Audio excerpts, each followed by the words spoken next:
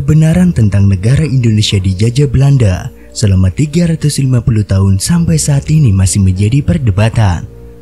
Ketua Umum PDIP, Megawati Soekarno Putri, meminta ahli sejarah meneliti kembali kebenaran sejarah tersebut.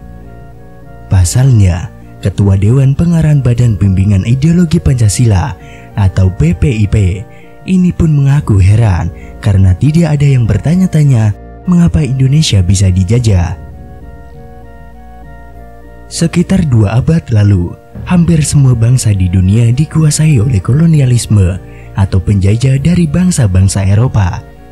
Misalnya saja, kerajaan Inggris pada masa itu, mereka mempunyai wilayah jajahan di 5 benua, bahkan lebih lama lagi. Dahulu dunia sempat dibagi 2 kekuasaannya melalui perjanjian Tordesillas. Kenapa bangsa-bangsa Eropa melakukan itu? Salah satu tujuannya adalah mencari dan berdagang rempah-rempah, sesuatu yang mahal dan banyak dicari di Eropa. Maklum, di Eropa sulit ditemukan rempah-rempah yang bisa bikin masakan menjadi lebih enak.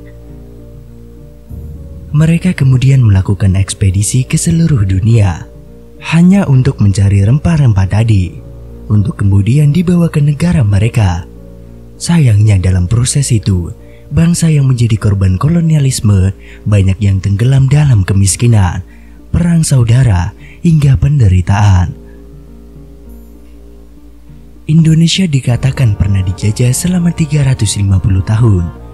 Namun percaya atau tidak, sebenarnya hal itu hanyalah sebuah mitos. Memang benar, Bapak pendiri bangsa kita, Insinyur Soekarno pernah mengatakan Indonesia dijajah selama 350 tahun. Walau begitu, ucapan Bung Karno itu hanya untuk membangkitkan semangat rakyat Indonesia saat perang mempertahankan kemerdekaan menghadapi Belanda yang ingin kembali menjajah Indonesia pasca proklamasi. Masih ingat tentang sejarah bangsa Indonesia yang mempertahankan kemerdekaannya? Ucapan Bung Karno itu tidak lain adalah untuk membalas perkataan penguasa-penguasa Hindia Belanda. Salah satunya Bonifacius Cornelis de Jongge yang sempat dengan arogan berkelakar, Belanda sudah berkuasa 300 tahun dan masih akan berkuasa 300 tahun lagi. Dalam buku Bukan 300 Tahun Dijajah yang ditulis oleh Profesor Mr. G.C. Racing, seorang sejarawan keturunan Belanda, juga membantah kalau Indonesia pernah dijajah Belanda selama 350 tahun. Justru yang benar adalah sebaliknya. Belanda membutuhkan waktu sekitar 300 tahun untuk menaklukkan seluruh wilayah yang sekarang dikenal bernama Indonesia. Kita kembali ke belakang untuk melihat 350 tahun sebelum kemerdekaan Indonesia. Sebenarnya terjadi apa saja? Semuanya bermula dari tahun 1511 ketika bangsa Portugis berhasil menguasai Malaka, yang pada saat itu merupakan sebuah emporium, yaitu pusat perdagangan yang menghubungkan perdagangan dari India dan Tiongkok. Menguasai Malaka membuat Portugis berhasil mengendalikan dan memonopoli perdagangan rempah-rempah di saat itu.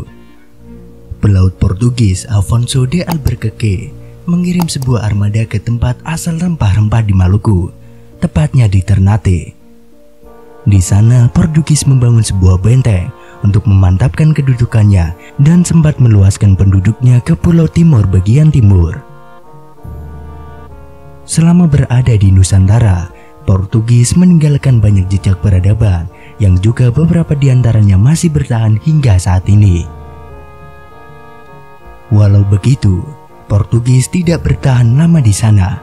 Pada tahun 1575, Portugis memutuskan untuk pergi dari Nusantara untuk berdagang di Tiongkok. Hal itu dilakukan karena Portugis menganggap terlalu banyak pesaing dagang di Nusantara. Ditambah lagi, menurut mereka, Nusantara itu terlalu luas. Lalu, kapan Belanda tiba di Nusantara? Kalau dihitung dari tahun kemerdekaan Indonesia, yakni tahun 1945, terus dikurangi 350 tahun, Itu artinya Belanda seharusnya sudah tiba di Indonesia pada tahun 1595. Namun faktanya, pada tahun itu belum ada bangsa Belanda yang tiba di Nusantara. Kerajaan-kerajaan di Nusantara masih adem ayem saja. Kedatangan bangsa Belanda ke Nusantara baru terjadi pada 22 Juni tahun 1596, yang mana kala itu ada total 4 buah kapal Belanda yang dipimpin oleh Cornelis de Houtman. Mereka berhasil merapat di pelabuhan Banten. Lalu apakah ini awal penjajahan Belanda di Nusantara? Perlu diketahui, waktu itu ekspedisi yang dipimpin oleh Cornelis de Houtman tujuannya bukan untuk menjajah. Mereka datang untuk berdagang seperti halnya Portugis dan sama sekali tidak mewakili negara Belanda. Kedatangan de Houtman dan kawan-kawannya saat itu sempat ditolak oleh penguasa Banten karena de Houtman dianggap arogan. Diusirlah mereka. Walau begitu, de Houtman dan rekan-rekannya cukup berjasa karena telah membuka jalur ekspedisi Belanda ke Nusantara yang selama ini dirahasiakan oleh Portugis. 2 tahun setelahnya, sekitar Mei tahun 1598, ekspedisi Belanda lainnya tiba di Banten.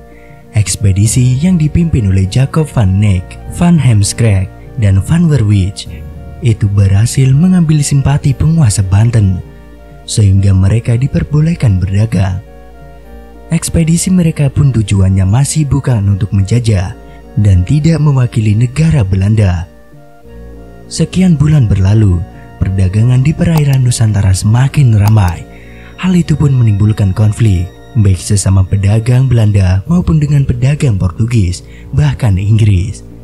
Inilah yang menjadi duduk masalah didirikannya perserikatan dagang bernama VOC. Sampai di sini, VOC juga lagi-lagi bukan mewakili negara Belanda. Mereka cuma perusahaan dagang yang diberi izin yang dikenal sebagai hak octrooi oleh pemerintahan Belanda untuk menjalankan diplomasi hingga perang kalau perlu di Asia untuk merebut wilayah-wilayah yang dianggap strategis bagi perdagangannya. Peranan VOC pada saat itu hanya sebatas memonopoli perdagangan di Nusantara saja. VOC tidak menguasai wilayah dagang mereka sejengkal pun. Raja-raja di Nusantara pada saat itulah yang masih berkuasa penuh untuk menguasai daerahnya. Keberadaan VOC tidak bertahan lama di Nusantara. Pada tahun 1799, VOC dibubarkan akibat korupsi yang parah. Dari jenderal sampai ke akar-akarnya.